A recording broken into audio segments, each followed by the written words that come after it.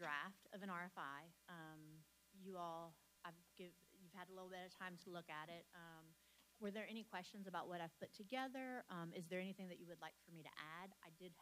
There were a couple of little notes that I added in today that you may not have seen yet, and I just want to make sure that we're asking the correct questions in here. So basically, the RFI would ask for, it has an introduction, it has what the purpose of it is, of the RFI, the anticipated scope of services, so it would be a financial review, procurement compliance. One of the questions that's in here that was just here is assessing the bidding documents. So I wanted to make sure that we understood, and this will carry over into when we do the RFP for someone to come in and do the examination of these records, that it was in there clearly what we're exactly asking them to do. So when we say bidding, that would be what is done between the contractor, the CMR, and their subs. So that would be all of the information that we would get, all of the invoices that we get on pay apps that come back from those CMRs. But they are not bound by our bidding process. So is the bidding part of what you want to see, or are we looking at the proposals where we were able to contract with the construction managers at risk? I'm trying to figure out what exactly we want to see and what side do we want to see it on. Because there's no parameters for the construction managers at risk when they go and they contract with their subs. They do not have to follow our procurement rules because their contract is with their subs. Does that make sense? So then we wouldn't want to go that direction. No, but you would see those things on the pay, or the examiner would see them on the pay app side. So if there's something that we want to make sure that we're looking at, we want to look at it on the pay app side because we do pay for it on that side, but there is a guaranteed maximum. So they have a maximum price that they can get to, if that makes sense. Mm-hmm. So I just want to make sure that we're looking at things where they come in. Yeah. And I know you follow me a little bit because of because with the CMRs is the subcontracts are not between the district and the subs. It's going to be between the CMR and the subs, mm-hmm. which is always in their purview. It's not our purview to do that as long mm-hmm. as they don't go above that maximum price. Mm-hmm. So I get that. I would say some of the things like with that procurement compliance, like I would say like with a sole source, was the sole source followed? Did like mm-hmm. we put it out there for everyone that had a chance to bid that may say, no, I am, the whole sole source process we have to follow, make sure that process was followed correctly mm-hmm. instead of just saying, well, this firm's the only one, let's just go with them, or this makes more sense. I want to make sure that it was done the correct way. Okay. I think it's something we would probably want to look at. Okay. And I can clear that up some, because right here, it's just saying that for procurement compliance that we're asking them to assess the bidding process. I can say assess the process where the contract was for the CMR, for the guaranteed mm-hmm. maximum, and any sole sources that were done for any of these projects that were listed. Sole sources and any POs that were district issued for these. Yeah, I would. Yeah, is that kind of what y'all were thinking as well? Mm-hmm. Okay. So I'll clear that one up. Okay. And then for the project outcomes, verifying the achievement of the project goals, evaluating project management practices, reporting and communication, providing regular updates, preparing a comprehensive report of findings, and then I just listed the specific projects here and the budget. This is the budget as of March. I got it off of the March report that you all see.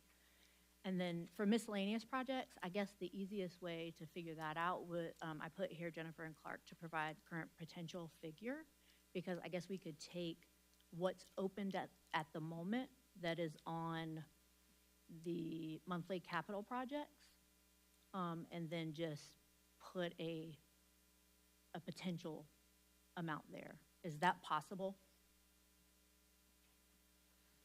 And I have, if you look, in your documents that are printed, the capital project amounts are in part of what's printed. So that's what I pulled from. Okay. So, make sure you hear me. So the question I had about that is, since we've got a miscellaneous, at the time we send this out, are you just going to select, would it be a best practice to select a dollar amount, or should we list these 17 projects are still, underway, and that total amount totals to this? So for this part, because it's just the request for information, what I was thinking was to give potential people that are going to come back and give us information that we're looking for, because we're looking for a potential budget amount, right? So that would help them if they know how much this is, like what is the dollar amount that I'm looking at here, then it'll help them to figure that out. Because a lot of times it's a percentage, probably, of what they're looking for. Now, like I said, I'm an expert in procurement, not at auditing or any of this stuff, so don't quote me on that. So that's why I was thinking we could just put an estimated amount there. And it can change, because this is not formal, this is just an RFI. Mm-hmm. Okay.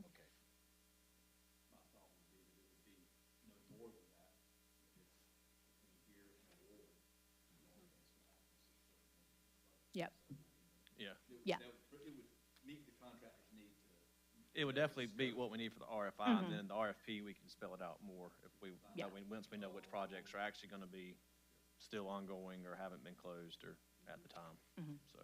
So is that something that we should provide, or do you guys think that, like, should we just put a budget amount here, or should I take that off? What is the consensus on that one?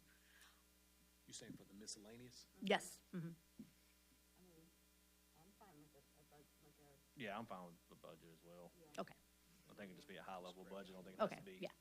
And I was just thinking, like, whatever is still open here, we could just provide that. Yeah. Okay. All right, so that was the last question that I had on this.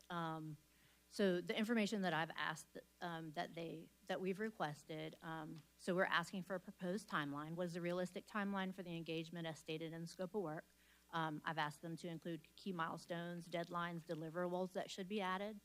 A budget range. What should the district consider a realistic budget range for performing the services described, including any potential cost factors that may be unforeseen that can be added into the scope of work?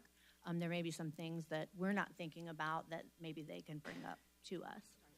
And then feedback on the scope and the agreed upon procedures. So any feedback that they can give us on the scope of services, agreed upon procedures, outlined in the attached documents, including suggestions for additions, deletions, or modifications, identifications of any potential challenges or risks in performing the engagement.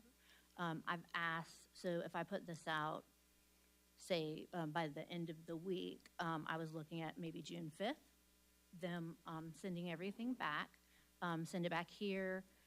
Normally, I don't accept anything by email as far as solicitations are concerned. This isn't formal, so I would allow those to come in by email or however, hard copy, however they want to do it. There's a disclaimer that obviously says it's not a solicitation. We are not going to award off of this. I've attached all of the documents. So this document would go out with those attachments, which would be the referendum, general election information, the agreed upon procedures. That one is the procedures. It's a long document. And then the scope of work, that would be the agreed upon procedures, examination of bond funded projects, and then the monthly capital projects report from March. I know that was long and I apologize. No, that was good. Thank you. Is there anything in there that you all see that we should add, delete? No, I think for me, it hits all of the major questions that I had Okay. for them to answer. And I'm happy with June 5th. I think that's good. Okay. And hopefully when they get back to us and tell us how long it's going to take, it's not, a year. So the other part, if you all are good with that part, I would just like to briefly touch on the agreed upon procedures, because I don't think that we've like, looked at all of those. Last time it was a draft that I don't think everyone got a chance to look at. So I just want to make sure that everyone has had a chance to review them, and it's what you guys are looking for.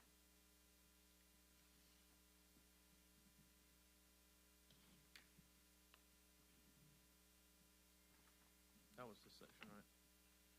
Yes.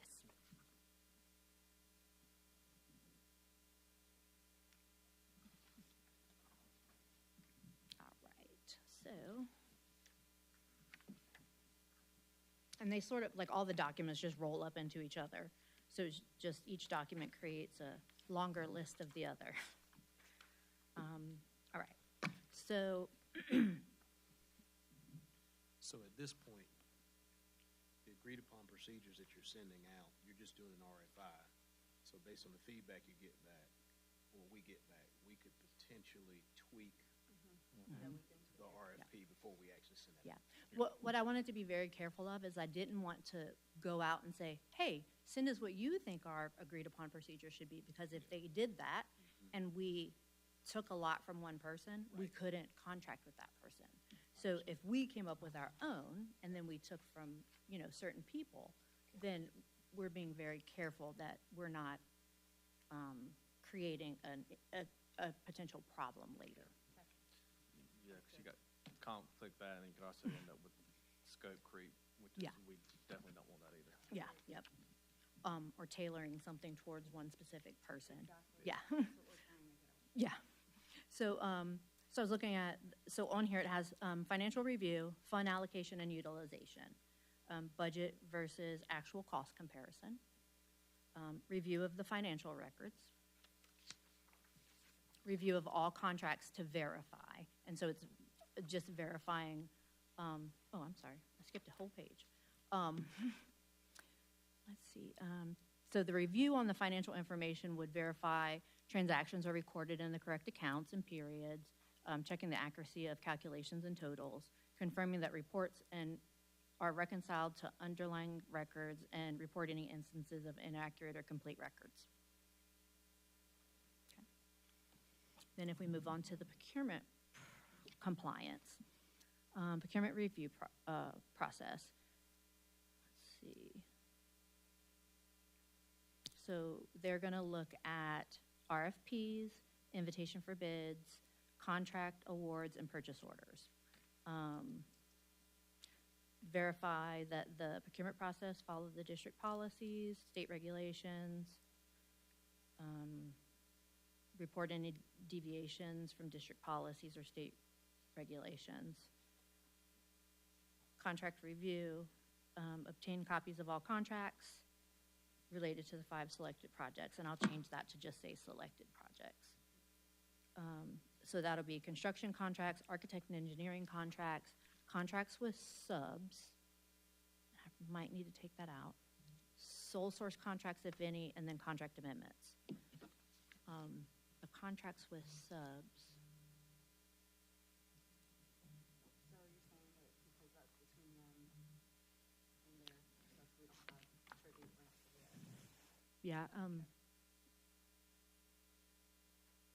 Yeah, I don't think that we would leave that part in. Is this something that we could just leave in and wait for them to call out and say, Mhm. this wouldn't work?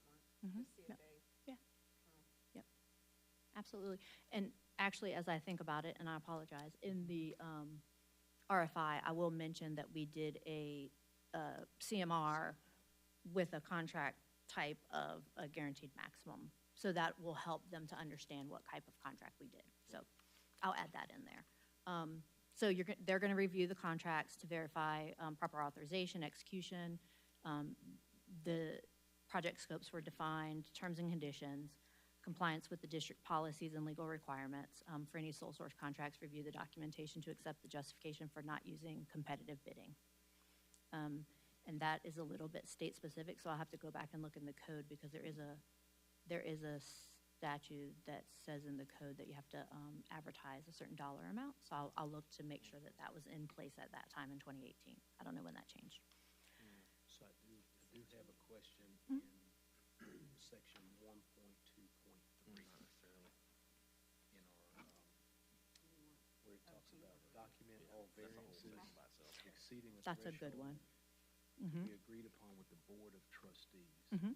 So we only have 3 members on the committee. This is not the full board. Mhm. I guess I'm wondering about that.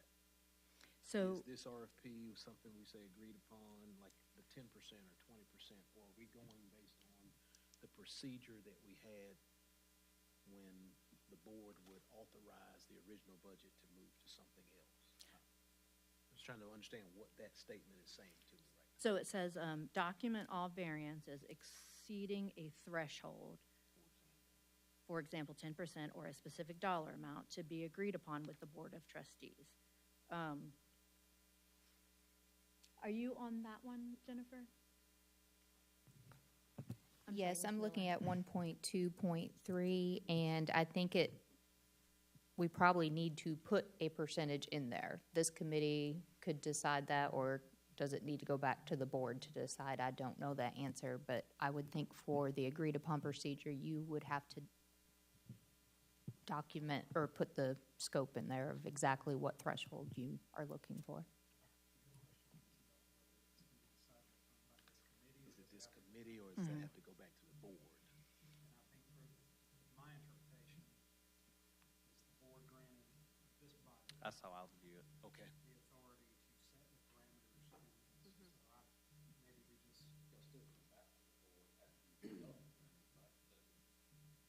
Yeah, this committee is not gonna agree to which vendor is bidding on the project. They're designing this. So if we say document all variances exceeding a threshold to be agreed upon with the Board of Trustees RFP committee, Okay. I think Yes, is I think so. what you're trying to get to. Yes, sir. And then another committee would be formed. The board will approve. Yeah, all we're doing is putting the RFP out. The board will agree upon the final. Because another committee will have to look over who has brought in their numbers and all that. I would think for a vendor to be able to bid on it, to know the scope of the ones they would be looking at, it would probably be helpful to just state what that percentage is, rather than saying to be determined by the committee. Could the committee just go ahead and determine that amount before the RFP goes out? So there is well, this is not change orders. This is actual budget to actual cost comparison. So that's just one other follow-up. I thought about some of the specific projects that we have on our list. If you look at the bond referendum in 2018, they had one budget, but the board actually approved a higher budget later. So I guess I'm wondering, are you comparing your variances to that board-approved amendment, or are you comparing to the original? That's what I'm wondering about. If you're going to look at variances, like, say, for instance, I think it was the South Lake Elementary was maybe 37 million, and we authorized it to go to 55. So that's the question that you all will have to answer. Do you want to go from the original budget, or do you want to go with the approved amended budget? We'll definitely be approved amended, right? Because we want to see everything that Approved happened in amended would be between. the last thing that was brought before the board and said. I would prefer to see the original budget. I think the original, because you included the transportation facility, which the original was 3 million, it finished at 9.5. And Still not finished. right. Yeah. So I'm wondering if, I see what you're saying, but don't we want to see both? Like, don't we want to see original and then If finished? you did original, that would include any amended budgets along the Okay. way. Okay. That's mine. Yes, and it would be, like, if you said, any amended budget, your microphone. 10%, that's over 10%, then if it's over 10% of what the budget, the estimated budget was, then that's what you're gonna see Okay. Then that's fine. of those 5 projects. And then the It's 5 projects and then the miscellaneous. So if, yeah, because it's going to document the variances. So are we just looking at the variance on the 5 projects, or are you looking at the variance on all projects? I think you, at this point, to limit your scope, you're just looking at the 5 projects and any projects that are still open. Otherwise, you open yourself up to a lot. Yeah. And I think we wanted to limit it at this point at least. And in the subject matter, it says that it's specific capital project funded by the 2018 bond referendum. The specific projects will be identified, but it'll be identified obviously in the solicitation. This is just written in a way that we could get this out with the RFI, but it's going to be for those specific. So anything written here was for those specific projects, not anywhere outside of that. So that's why if we put specific projects and the board has agreed upon it, that's the only place that they can go. If we need to go anywhere else, it's outside of the scope unless we go to the board and we figure something else out. And then the contract will have to be amended in some way. So, okay. So are you all good with 10%, or is there a different amount? With the size budgets we're talking about and just knowing contractors, I'm thinking 10% may be a little too low. Okay. Y'all may disagree with me on that. I just wonder, should you be maybe 20%, or I probably wouldn't go much higher than 20, but I'm giving them some leeway because things change in the construction world. But Yeah, 10% is not much in the construction world. No, I'll it's be not. 100% honest with you. But like I said, I wouldn't go over 20%. So do we say 15? Do we say 20? I mean, it's kind of, I don't think you're going to see that much. I'm comfortable with 15. Is up to 15? It would It'd be anything 15 or over. Over 15. So, Because you're going to have, I mean, I can just tell you with cost of goods sold and everything else, 10% is It's nothing. nothing. Yeah. So if I read this section in its entirety, it says, compare the initial project estimates in the bond referendum documentation with the actual cost incurred for each of the selected projects.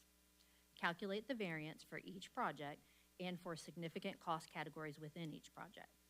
Document all variances exceeding a threshold to be agreed upon with the Board of Trustees, which will change that to say exceeding a threshold of 15%. Obtain and review management's written explanations for all variances exceeding the threshold. Yep. So that's what it's going to do in its entirety. Does that make sense? Yes. Okay. So we'll change that to 15%. Okay. And I apologize that I went right past that and you had a question. I do apologize. No apologies needed. And in your data sheet, it's got, it has revised budget, but it doesn't have original. Did you hear me, Beth? I'm sorry, I apologize. That's okay. On the data sheet, it's got the revised budget listed, but it doesn't have the original budgets. And so down here, I noticed, like for transportation, there are some, so 9.5, but then, Oh, I see it yeah, on they the have, asterisk. yeah, they have the Okay, asterisk. So down below. Got it. you could probably tell the 15% by this. Yeah, it says 3 to 9. Yeah. Mhm.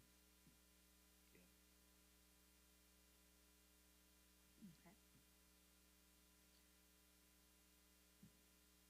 Are there any other questions that I skipped over?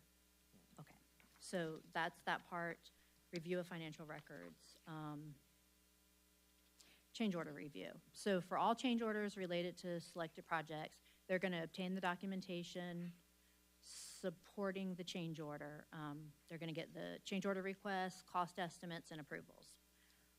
They're going to review each change order to verify proper authorization in accordance with district policies, clear justification for the change in scope or cost, documentation supporting the cost adjustment, adherence to established procedures for change order processing, assess the cumulative impact of the change orders on the original project budget and timeline. And then they'll report any change orders that appear to be unjustified, unauthorized, or not in compliance with established procedures. Does that make sense? Okay. Yes. bidding process. So this part probably needs a little tweaking. Obtain documentation related to the bidding process for each of the selected projects, bid specs, bid advertisements, bidder submissions, bid evaluations. So I believe that I need to work on this section a little bit to change it to the CMR and the GMP to actually state how we received that contract, okay?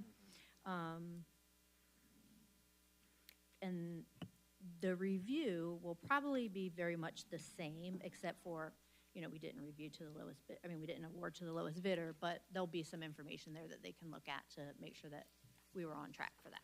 So I will work on that a little bit. Okay, so then the rest of it is pretty much about project outcomes. So achievement of the project goals.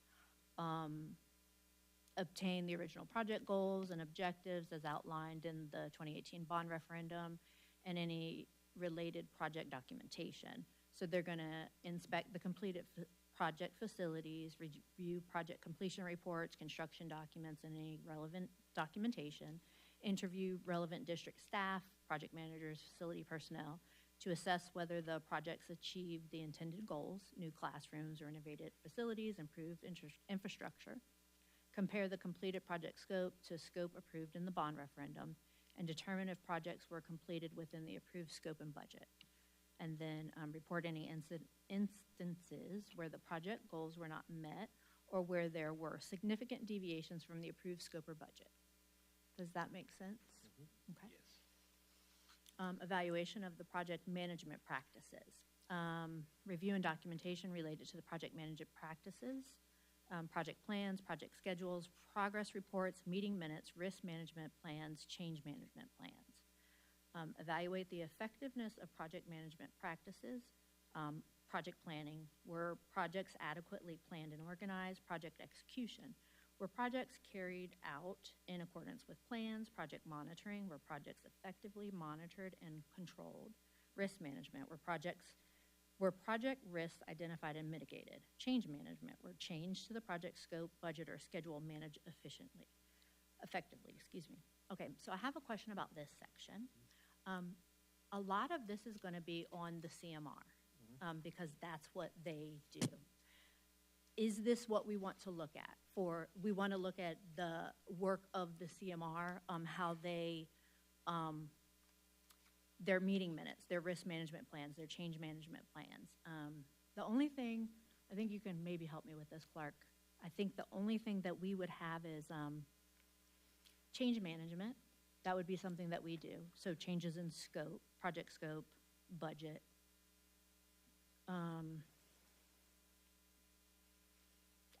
Adequately planned and organized. That's a combination of both, but a lot of it is on the CMR. So you guys tell me how you feel about this one, because it's going to be a lot of whoever it was. And if that's what we want to see, then we can see that. I personally want to see that because I want to make sure that if we're going to do a CMR method, that it's, you know, that it is a good method that we're using. Okay. I just wanted to make sure. As I was looking through it, I was like, I'm not sure. So I just wanted to double check with everyone to make sure that that's where we were going. So here they'll report any significant weaknesses or deficiencies in project management practices. Reporting and communication. They'll provide regular updates to Lexington County School District 1 Board of Trustees on the progress of the agreed upon procedures, engagement, and any preliminary findings. Prepare a comprehensive written report that details the agreed upon procedures performed, the factual findings for each procedure, any significant issues or exceptions identified, recommendations for improvement, if applicable, and agreed upon with the Board of Trustees. Present the final report of agreed upon procedures engagement to the Board of Trustees at a public meeting, communicate all findings in a clear, concise manner using appropriate language, all of that. The deliverables will be regular updates to the Board of Trustees, and we may want to put a number on that. Like didn't we say quarterly? I think we said quarterly. Okay. So we'll say quarterly.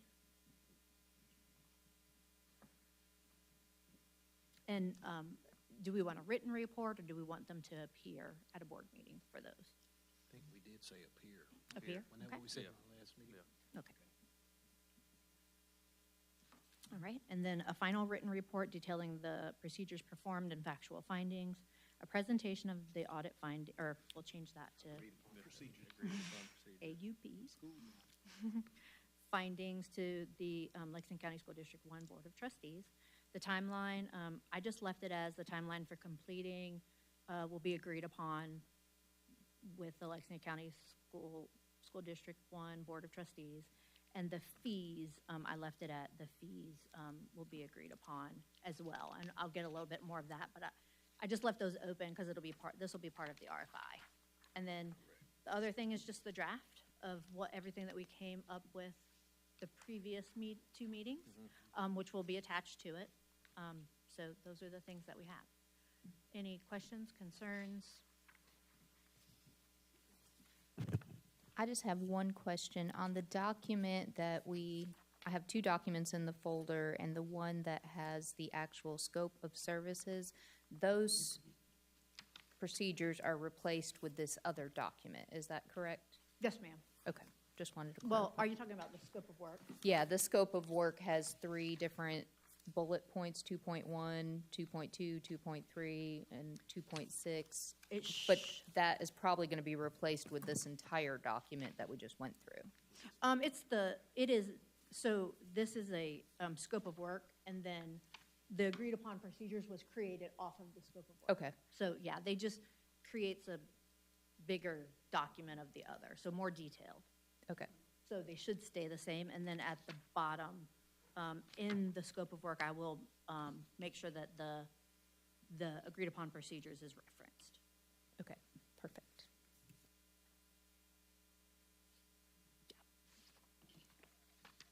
Any other questions? Yes, sir. So this first document with our RFI, Yes, ma'am. 2.6, as I look at bullet point A, this is not really a question, it's just how it flows. Provide regular updates to Lexington County School District 1 Board of Trustees, quarterly examination, progress, and findings. I guess I saw where earlier we struck regular to say quarterly. Quarterly? Mhm. So should we just clean that up a little bit and say provide quarterly updates to Lexington County Board of Trustees? I don't know. Yes. Yeah, I no, may no. just be Yes. being too much of a No, detailish anything that person, you but- can help me with, because I don't like ambiguity, Okay. because then that causes all kinds of issues. So absolutely, anything that you can point out. So you're saying 2.6, 2.6A. Mhm. okay. So it says provide regular updates to Mhm. Board of Trustees, quarterly examination, progress, and findings. So I was like, Yes, regular and quarterly are synonymous with what we've been right. talking about. Yep. So exactly. Thank you so much. So it's always good to have someone look at your work. it's always good to have a procurement expert to help you with your work. Well, thank you. Yeah. Thank you very much. So do you all feel okay about this document? And Yes. okay, I'm all right. No So issues. good. I will work on getting it all cleaned up. And then do you all want to not have another meeting, but do you all want to see it again? Are you okay with me sending it out? I will advertise it on Skibo, and I will send it out to some other places, as far as like, send it out to other firms and stuff like that, like I normally do to things. And then, or do you all want to see it before I send it out? I don't need to see it again. I think everything we've discussed today is updated. I think it'll be fine. I don't think there's need for another meeting. Okay, so then you all would like to meet again when they come in? Yep. In a formal meeting to review everything that has come in. Okay, that sounds good. Then we will have Tracy scheduled right after. Wonderful. Thank you so much. Thank you for Thank your y'all. help. Y'all have a good day. All right, you too.